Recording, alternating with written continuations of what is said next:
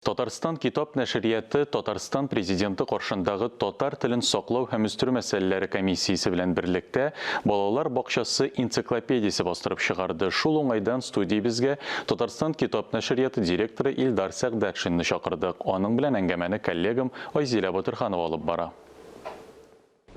Исәмсез, хөрмәтле телевизор караучылар. Китап укуны яратырга өйрәтү безнең үз балабызга бирә алган иң яхшы бүләгебез дигән танылган актриса һәм балалар педагогы Сесиль Лупан. Китап укудан бала ләззәт алырга тиеш. Уку уен кебек үк кызык булганда гына балаларны мавыктыра. Әнә шундый төсле мавыктыргыч китапларны Татарстан китап нәшрияты тәкъдим итә. Бүген без Татарстан китап нәшрияты генераль директоры Илдар Сәгъдәтшин белән актуаль әңгәмә корырбыз. Исәнмесез, Илдар әфәнде?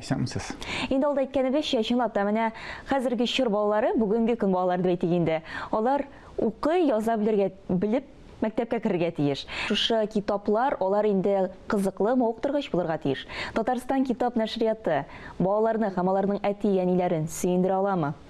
Biz инде сөендерә алабыз дигән өметтә торабыз һәм бу әйберне дәлилләүче фактлар да бар.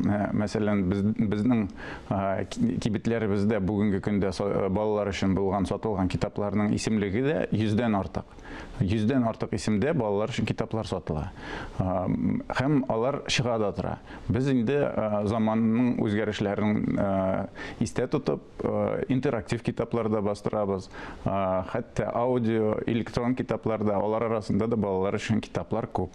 Бала дигәннән ул бит инде туганда ук аның куллары китапка карата сузыла. Ул минем фикеремчә, ул бәлки геннардан да киләдер.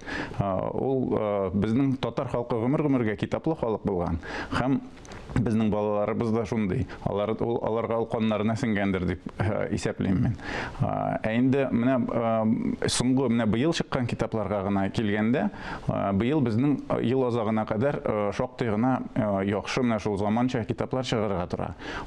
Ул да булса төймәле китаплар дип әйтәсем килә инде, аудио модульле, ул кнопкасына басып сөйләшә торган китаплар.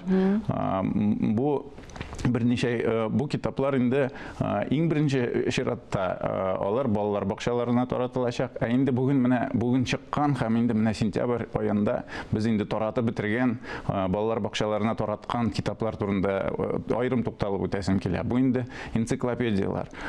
Без инде күптән хыялланган проект ул.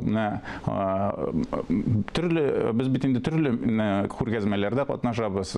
Дөньяның төрле пишмагында чыккан китаплар белән танышырга тырышабыз, алдынгы тәҗрибәләрне өйрәнәбез.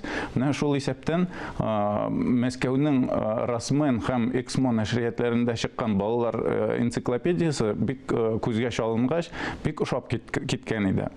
Инде менә безнең татар телен үстерү комиссиясе рәисе Марат Готович тарафыннан бу проект хуплануы һәм ул аны президент белән сөйләшеп, алар буны өйрәнеп безгә ярдәм итеп, бездә бу проектның тормышка ашуы бу аеруча шатландырды. Бүгенге көндә инде 18 мең тираж белән менә шу 6 энциклопедия балалар бакчаларына тапшырылды. Һәм инде безнең балаларыбыз, алар бит инде кичкенәдән төрле кызыклы энциклопедияларга, төрле кызыклы рәсемле китапларга тартылалар. Һәм кызганычка каршы күп очракта татар телендә, үзебезнең телебездә андый китаплар сирәгрәк. Шуңа күрә менә шушы мәсьәләне хәл итәр өчен без менә шу зур тираж белән балалар бакчаларына бу китапларны илтеп тапшырдык. Һәм дә шуны әйтәс килә, бу проект әле тукталмаячак. Һәм инде менә хәзер рәхмәт президентыбызга, рәхмәт комиссиябызга, хәзер инде тагы да зуррак тираж белән тагын да зәвыклырак иттереп, тагын да күбрәк санда, инде менә хәзер 6 энциклопедия чыкканы. Без инде хәзер үзебезгә максат итеп куябыз 10 энциклопедияны ясарга. Булары инде безнең кече яшьтәге балалар, инде мәктәпләргә йөрүче балалар өчен энциклопедиялар булачак, һәм без аларны мәктәп китапханәләренә тапшырырга уйлыйбыз. Нинди темаларны үз иченә ала әлеге энциклопедиялар? Әйтегезме, 6-сы чыкты дип әйтә. Алар төрле. Монда инде песиләр турында да бар, этләр турында да булачак. вертолетлар, хайваннар дөньясы да. Менә бала нинди темалар кызыксындыра, шул анда шактый гына энциклопедиялар арасыннан без иң кызыклыларын безнең татар баласына безнең фикеребезчә нинди китап күбрәк ошаганын истә тотып, шуларны сайлап алып тәрҗемә иттек. Мин бу китапларны монда студиягә да алып килдем. Әйе, без аларны күрсәтәбез, һичшиксез. Илдар әфәнде, менә мәктәпкә кергәнче бала укырга тиешле нинди татар китапларын тәкъдим итәсез? Беренче чиратта безнең Таткнига сайтына мөрәҗәгать итүне сорыйм. Монда инде безнең татар халкында булган элек-электән чыккан китаплардан башлап, аларның электрон вариантлары да бар, аудио вариантлары да бар.